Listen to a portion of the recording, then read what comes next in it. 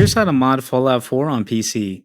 If you're having trouble installing mods, or your mods aren't showing up in game, start by heading to nexusmods.com/site/mods/1 or click the link in the description.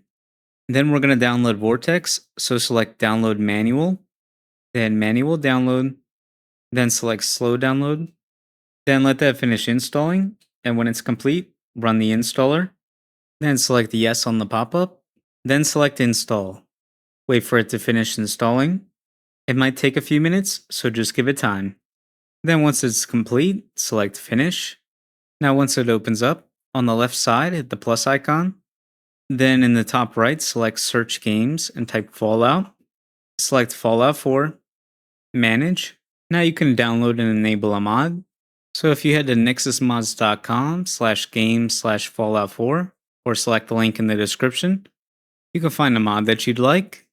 Then on the mod page, in the top right, select Download Vortex. Select Slow Download. Then wait for it to finish downloading and then select Open Vortex.